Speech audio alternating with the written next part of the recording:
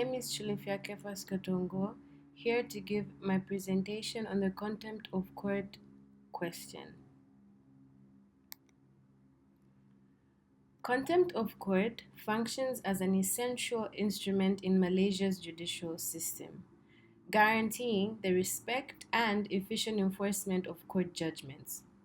In order to preserve judicial authority, the legal system offers remedies through contempt proceedings when parties disregard court orders. This study investigates whether penalizing non-compliance of court orders strikes an appropriate balance between upholding court authority and ensuring fairness to the parties involved. Failing to fulfill a court order includes when a party subject to a court order issued by a properly constituted court fails to comply with the terms of the court order. Any party subject to any court order may be punished by contempt of court for failing to adhere to the terms of the court order. This can arise by an omission or a positive action. In Malaysian law, contempt of court encompasses two broad categories, namely civil contempt and criminal contempt. Civil contempt is sometimes referred to as contempt in procedure. A person commits civil contempt when they willfully disregard a court's ruling, order, or injunction. Article 126 of the Federal Constitution expressly empowers the Federal Court, Court of Appeal, and the High Courts to punish contempt of themselves. This is echoed in Section 13 of the Courts of Judicature Act, which states that any court may punish contempt of itself. Section 99A of the Subordinate Courts Act similarly empowers subordinate courts to punish contempt of their orders. Because there is no authoritative definition of contempt in statute or case law, judges may select from broad definitions on a case-by-case basis. A common description of contempt of court is that it is intended to protect the administration of justice, just as described by Justice Balia Yusof Wahi of the High Court in the case of Perbandanan, Pembagunan, and Tropiland. That courts have the innate authority to guarantee that justice is administered correctly and to protect the integrity of the judicial process. This power has been entrusted to the courts to use sparingly, to punish only when the level of discourtesy has exceeded reasonable criticism. The purpose of punishing a party for contempt for failure to comply with a court order is to guarantee that the court order will be followed when it is issued by a court of competent jurisdiction. If not, the court order is only a piece of paper. If one party violates the conditions of a court order and gets away with it, then the other party's attempts to convince the court to issue the order are also in vain. The courts have explained that even if a person believes that the court order was not validly given, it should still be fulfilled until the court order is set aside by the court. Malaysian courts have always maintained that the failure to obey court orders can lead to committal proceedings. This was demonstrated in the case of William Jacks and Co. and Quim Kep and another. This case, directors of a company were found guilty of contempt as they failed to follow an injunction which was a court order. They knowingly breached the order and were found guilty of contempt.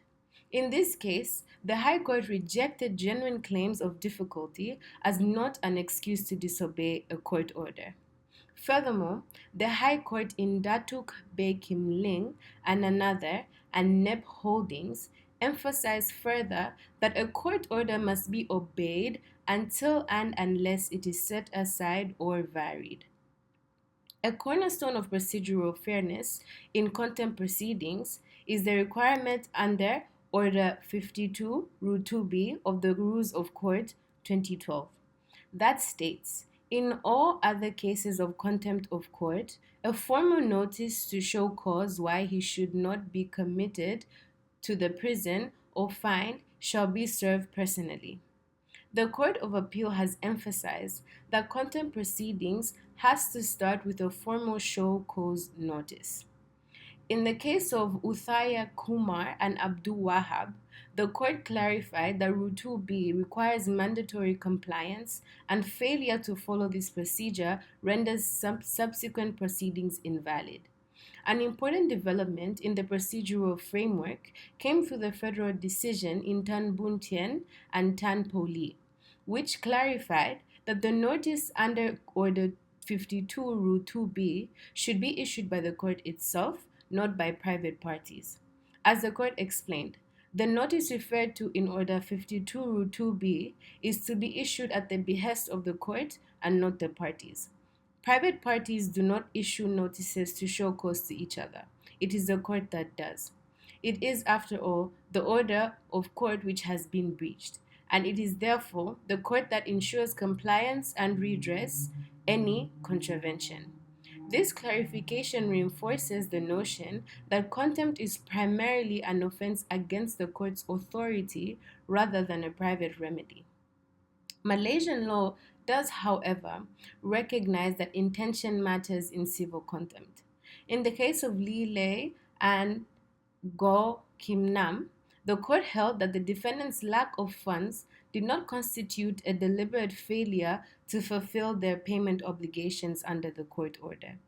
Before an application for contempt may be granted, the applicant would have to prove beyond a reasonable doubt that the defendant knowingly failed to fulfill his payment obligations under the order. Order 45 Rule 5 of the Rules of Court 2012, which stipulate that the party in breach must either refuse to fulfill his obligation under the monetary order or fail to do so.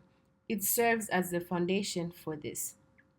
Accordingly, the court believed that an impoverished party did not fit the criterion of Order 45 Rule 5 of the Rules of Court, as it was impossible to say that he had intentionally defaulted on his payment obligation.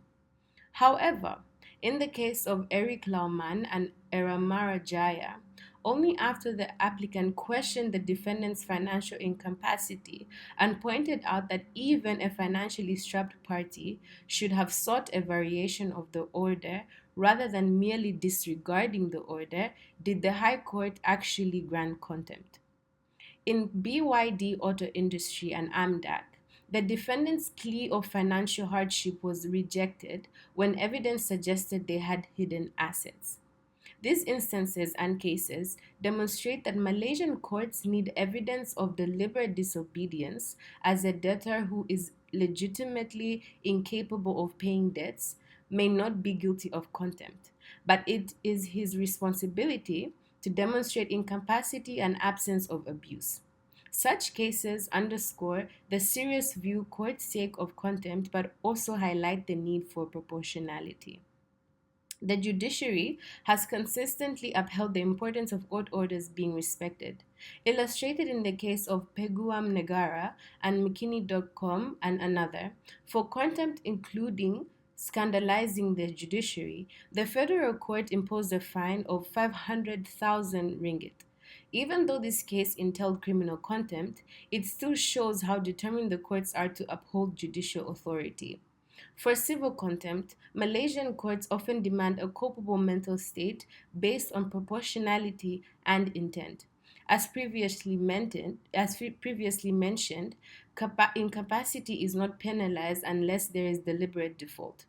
Given the coercive nature of civil contempt, this willfulness element helps guarantee that only individuals who intentionally disobey orders are imprisoned, which is an essential fairness check. The purpose of the previously discussed procedural requirements, specifically the two-stage process and the show cause notice, is designed to guarantee fairness. They provide the accused contender notice and a chance to defend their actions before facing penalties. For judicial systems to function effectively, courts must have mechanisms to enforce their orders. As noted in case law, the power to punish for contempt ensures the due administration of justice is possible and that litigants do not disregard court orders. Without such powers, court orders could become merely advisory rather than binding. While enforcement is necessary, it must be balanced against the rights of those accused of contempt. The procedural safeguards in Malaysian law attempt to strike this balance, but questions remain about whether they are sufficient. The potential criminal consequences of civil contempt, in particular, raise concerns about proportionality and fairness.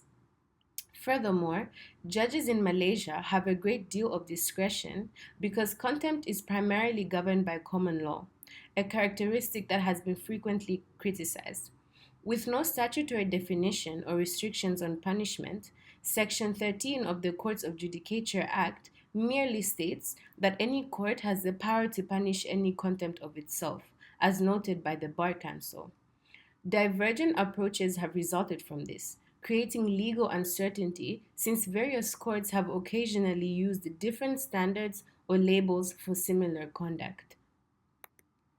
In contrast to Malaysia's mostly unwritten law, other common law jurisdictions have enacted contempt statutes that offer more clarity. In England and Wales, for instance, the Contempt of Court Act 1981 and common law plays a large role in governing contempt of court. The 1981 Act primarily addresses publication contempt. It requires that published material creates a substantial risk of serious prejudice to a trial, and it provides defenses.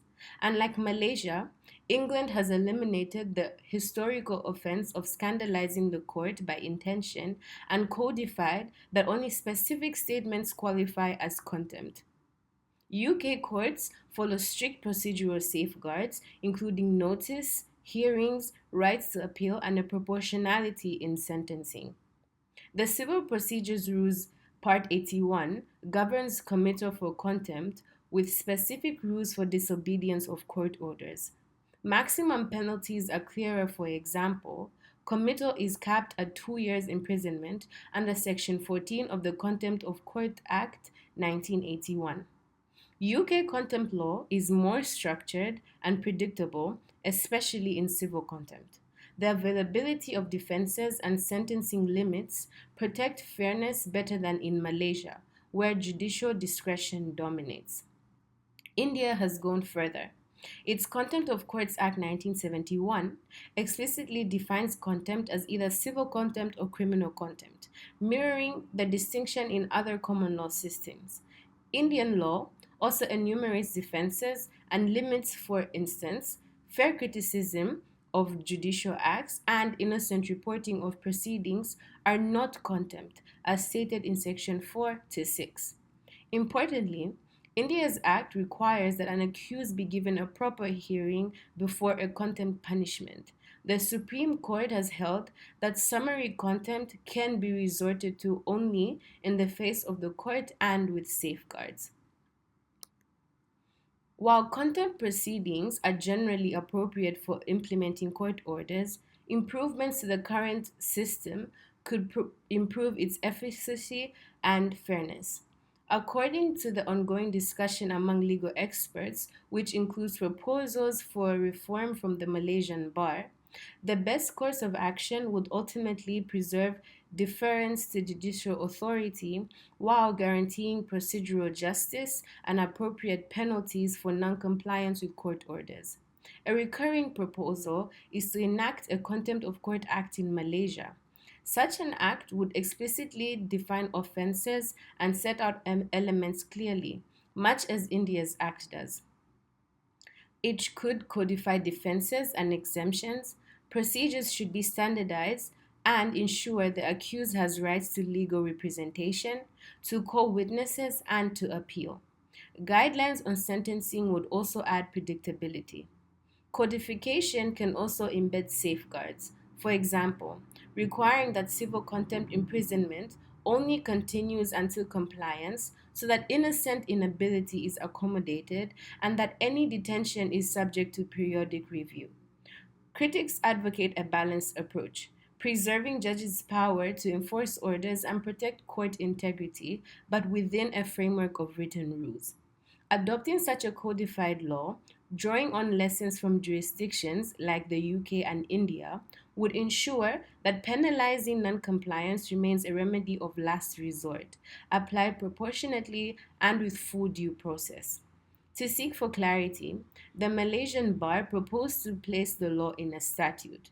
The bar considered the movement in other Commonwealth jurisdictions, such as England and India, which had recognized this unsatisfactory legal position and codified substantially their law of contempt. In 1999, the bar, through the Bar Council, sent a memorandum together with a proposed Contempt of Court Act 1999 to the Prime Minister, his deputy, and the Attorney General. In addition to offering statutory protections for the court's use of contempt powers, the proposal aimed to resolve the vagueness of the common law contempt of court. The judiciary responded to the Bar Council's proposal. The then Chief Justice, Tan Yusuf Chin, conveyed the message that it is needless to codify contempt laws. He said that the current position was satisfactory. In conclusion, the use of contempt proceedings to penalize non-compliance with court orders in Malaysia would benefit from greater clarity and consistency, potentially through codification as considered by the government. Such reform could address concerns about proportionality and procedural fairness while maintaining the court's ability to enforce their orders effectively.